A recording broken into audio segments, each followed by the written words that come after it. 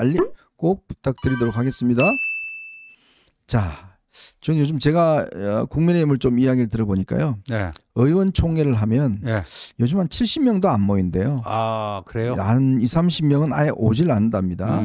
주로 이제 친한계 의원들이 아예 요즘은 사실 의원총회 같은데 오질 않는데요. 왜 안 오냐 그러니까 발언 기회조차 주지 않는다는 거예요. 발언 기회도. 네.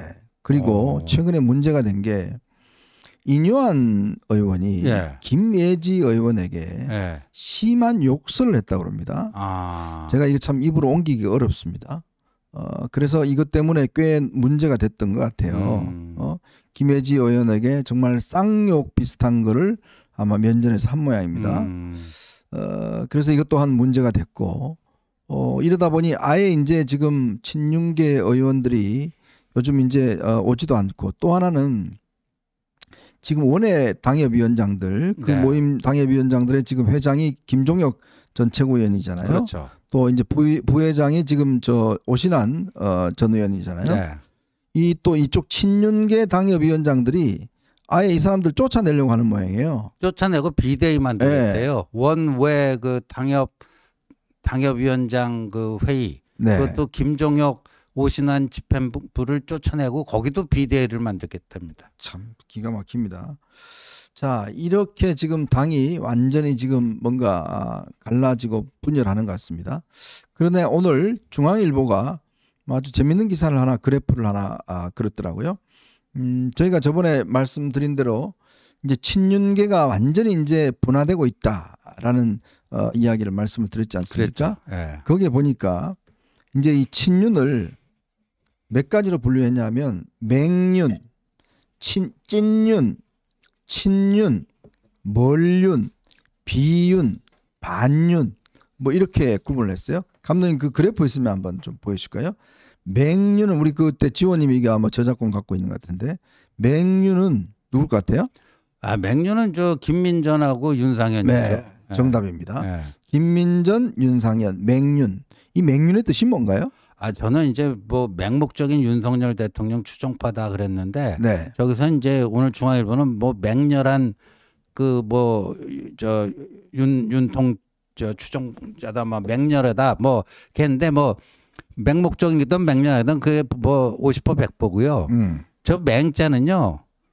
좀 뭐라고 맹해가지고 무조건 추종하는 그런 의미가 될 수도 있고 네. 하여간 뭐. 예.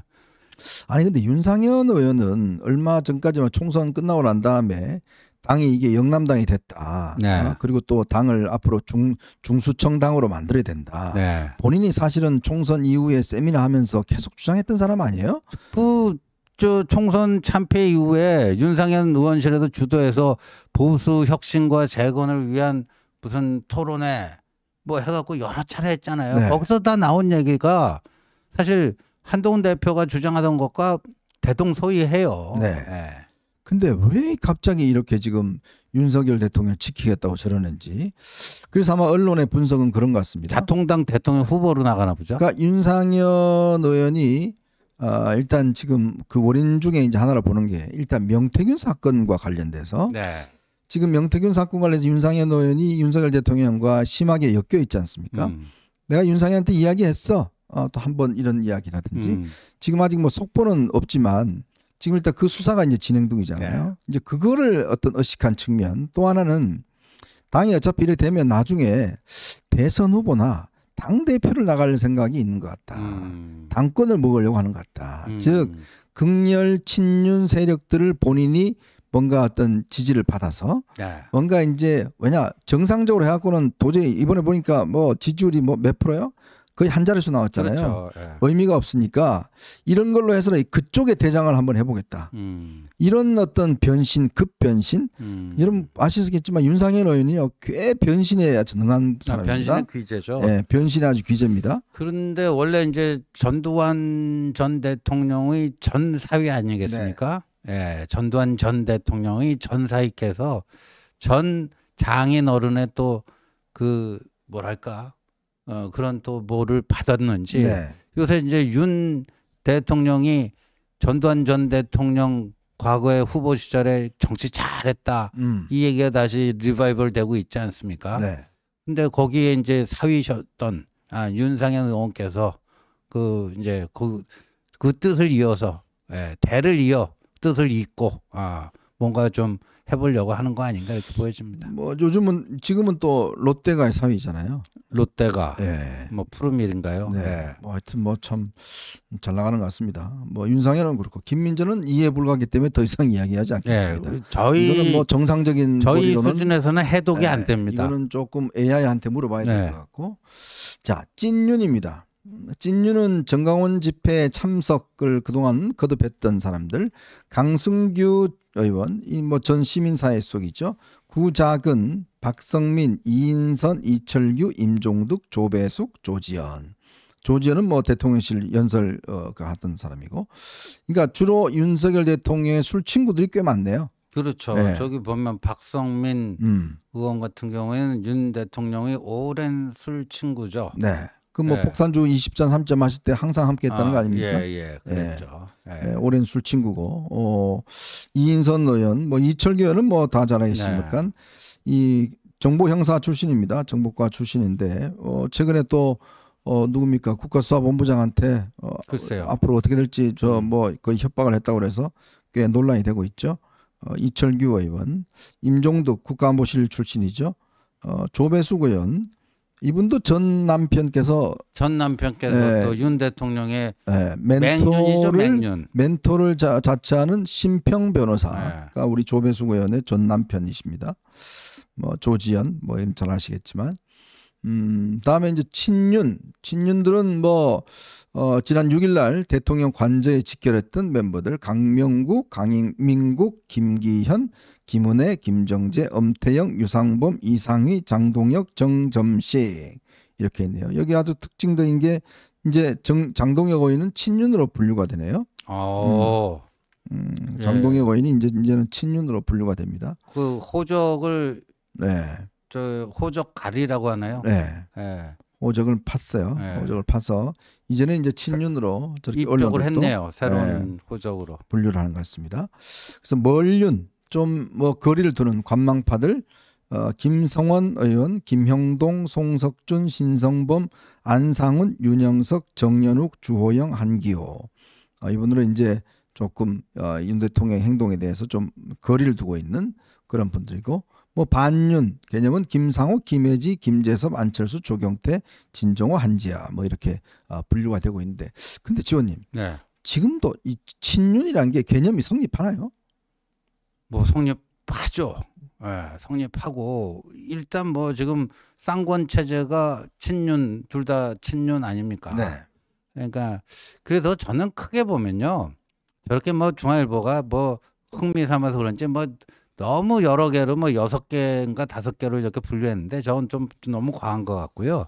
제가 볼 때는 이제 기존의 친윤 중에서는요 아예 그냥 맹윤 크게 보면 친윤은 맹윤과 멀윤으로 크게 이분화된다고 봅니다. 그러니까 대통령을 어떻게든지 대통령과 내 정치 인생 같이 하겠다. 어떻게든지 대통령을 사수하겠다 하는 맹윤과 대통령과의 거리두기. 지금 권성동 원내대표의 경우에도 어제 뭐 채널A가 또 단독 보도했던데 지도부의 일원은 한남동 관저 앞에 가면 안 된다. 그렇게 얘기를 했대요. 이미자 의원을 좀 깼다더라고요. 깼다고 하죠. 그러니까 그거는 이제 거리두기 하는 거예요. 지금 권영세 비대위원장도 약간 그런 게 있고요. 거리두기. 근데 거리두기를 너무 노골적으로 또 너무 신속하게 하게 되면 또 여러 가지로 이게 동티가 나니까 아주 찔끔 기회를 봐가면서 거리두기를 하는. 그러니까 크게 보면요. 맹윤과 저는 멀윤으로 크게 보면 이분화될 거다. 이렇게 봅니다. 맹윤과 멀윤으로. 또 뭐 거다가 이제 조용히 있다가 또 다음 대선 후보 나서면 거기 또 줄 설 거 아니겠습니까? 그렇죠. 그러면 지금 이제 보면 일단 뭐 한동훈 대표는 아직 입장을 표명하고 있지 않으니까 어쨌거나 지금 홍준표 그다음에 이제 오세훈 뭐 거긴데 근데 이 중에서 이 맹윤들하고 이쪽들은 홍준표한테 가겠죠? 근데 홍준표 시장이 또 정광훈 목사하고도 아주 상극이죠. 그래서 그것도 상극이에요. 상극이죠. 네. 그 홍준표 시장이 워낙 뭐 자기 말대로 뭐 독고 다니고 어쩌고 저쩌고 해갖고 주변에 따르는 사람들이 없어요. 네. 그 홍준표 시장이 윤상현하고도 의기투합이 될까요? 네. 야, 그러면 나는 야 상현아, 이 행님이 대권 묵을 테니까 니는 저기 당권 묵으라. 그러면 네. 그게 될까요? 하여튼 참 우리가 지켜보겠습니다. 이들이 아마 이제 대통령하고 언제까지 이렇게 지지를 할지는 모르겠지만 결국은 이렇게 이제 갈 수밖에 없는데, 근데 참 걱정스러운 그렇습니다. 지금 뭐 반짝 이제 지지율이 좀 결집되고 아무래도 이제 워낙 그 민주당의 행태가 하도 이해할 수 없다 보니까 많은 이제 보수 지지층들이 그나마 아직도 이게 안 된다. 이것 때문에 이제 지금 다 뭉쳐 있는 거 아니겠습니까? 그렇죠. 좀 예. 지지율을 결집하는 건데, 근데 문제는 여기서만 그쳐서 되는 게 아니라 이게 이제 한 단계 더 업그레이드가 돼야 되잖아요. 예. 그래야지만이 이제 이 어려운 국면에서 우리가 대선 승리로 이끌어 나올 수 있지 않습니까? 이제 그런 상황인데, 이제 이런 행동들이 과연 그렇게 될지 모르겠습니다. 이게 나간 분들 중에서는 뭐 진짜 맹륜도 있을 수 있겠지만, 또 한편으로는 좀 그냥 나 지역구에 나 갔다 왔어요. 뭐 이런 거 이제 표현하러 간 분도 있고, 뭐 그런 여러 가지 어떤 분이 있지만, 글쎄 이게 뭐 과연 저는 오래 갈 것 같지는 않습니다. 그렇죠. 예. 예. 저는 뭐 한 달, 길어야 2달 이 사이가 될 것 같고, 근데 아마 이제 조기 대선 국면으로 가면요. 네. 지금 스펙트럼상의 가장 오른쪽에 김문수, 그 바로 왼쪽에 홍준표. 네, 자통당 후보로 아마 김문수 예, 장관이 거의. 나올 가능성이 있죠. 그렇죠. 지금 그 유튜버라 불리우는 사람들이 다 김문수 띄우게 네, 나왔더라고요. 네, 맞아요. 예. 뭐 제가 보니까 뭐 거의 자통당은 예. 그냥 김문수 쪽으로 가는 것 같고, 지금 하여튼 국민의힘은 지금 어쨌거나 홍준표 세원인데, 사실은 예를 들어서 비상계엄에 대한 어떤 확실한 이야기들, 탄핵에 대한 어떤 이 반대, 이거 가지고 국민의힘에서 과연 이게 선거에서 이슈가 만들 수 있을까요? 그러니까요. 네, 저는 그거 힘들 것 같은데. 예. 국민들이 과연 지금 이 탄핵에 대해서, 이 비상계엄에 대해서 확실한 반성과 사과가 없는 이런 국민의힘에 과연 표를 줄까? 저는 그래서 뭐 이제 그 김문수나 홍준표, 뭐 김문수 장관은 좀 국민의힘의 대선 후보 되기는 쉽지 않아 보이는데, 네. 그나마 가능성이 있는 게 이제 홍준표 시장 아닙니까? 근데 홍준표 시장이 국민의힘의 그 대선 후보가 되면 그 30% 지지율을 넘기기가 어려울 거다. 지난번 24%인가요? 예, 24% 얻었죠. 네, 뭐. 그러니까 무난하게 질 거다. 네, 넉넉하게 질 넉넉하게 질 거다. 네. 이렇게 봅니다. 네. 뭐 근데 참 저는 솔직히 좀 이게 그 정치인들 이렇게 보면은요, 자기를 잘 모르는 것 같아요. 그렇죠. 네. 자기 객관화가 안 되죠. 네. 제가 봐도 그는 뭐 명백한데, 저는 그렇게 전망이 별로 틀려본 적이 없는데. 아니 현종님은 정치인으로서의 권력욕이 없으니까 그런데 이제 큰 꿈을 꾸는 분들, 적어도 뭐 시도지사 그 이상 대권을 꿈꾸는 분들의 공통점이 보면 네. 자기 애가 굉장히 강해요. 자기 애가 강해요. 그러다 보니까 자기 객관화가, 그건 거꾸로 얘기하면 자기 객관화가 잘 안 된다는 네네. 거예요. 자기 스스로 자기 자신을 어떤 좀 객관화시켜서 쳐다보고 성찰하고 이게 잘 안 됩니다. 네. 그러다 보니까, 그런데 참 지금 저 홍준표 시장의 경우에는 비상계엄에 대해서 뭐라고 그랬죠? 해프닝이었다 그랬잖아요. 네, 해프닝. 야, 진짜 이 국가 중대 사건에서 이게 해프닝입니까? 그러면 본인도 대통령 되면 해프닝 일으킬 수 있다는 거 아니겠어요? 글쎄요. 네. 그러니까 그런 부분을 불식시키지 않으면 네. 이거 지난번 나왔던 24%보다도 저는 더 못 나올 가능성이 있습니다. 그러니까 자기 자신을 좀 아셔야 될 건데, 저렇게 해서 되겠다는 건지는 모르겠습니다만, 왜 지금까지 안 되는 이유가 있어요. 그럼요. 저는 이렇게 보면요, 왜 안철수, 왜 홍준표 이들이 안 됐는지, 그러니까 뭐 뻔히 보이는데 다음에는 될 것 같고 자, 그런 착각, 그러면서 나는 하나도 안 받고 자기 스스로는 절대 안 바뀝니다. 저 솔직히 아주 그 최근에 제가 만났던 이재명 대표 측근이 그런 이야기를 하더라고요. 왜 내가 그 이야기했어요. 이재명 대표도 이제 좀 그 본인이 이제 집권 가능성이 높으면 좀 더 어떤 좀 마음도 조금 너그럽게 가지고 좀 더 이렇게 좀 이 센소리 하지 말고 해야 되는데 왜 그 못하냐? 좀 포용적으로 하면 될 거 아니냐? 그러면 국민들이 야, 저 사람이 달라져도 할 거 아니냐? 그랬더니 그 사람이 딱 하는 이야기가 위원님 60 넘은 사람이 바뀌는 거 보셨어요? 유시민 말에 의하면 60 넘으면 어떻게 네. 된다고요? 인간의 뇌가? 아니 뭐 일반적으로 그런 말은 아닙니다만은 네.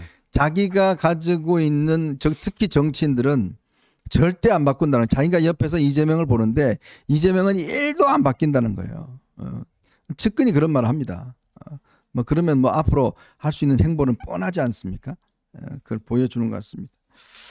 자, 저는 이제 마지막 이슈로 한번 넘어가 보겠습니다. 여러분 보시면서요, 구독과 좋아요 알림 꼭 부탁드릴게요. 자,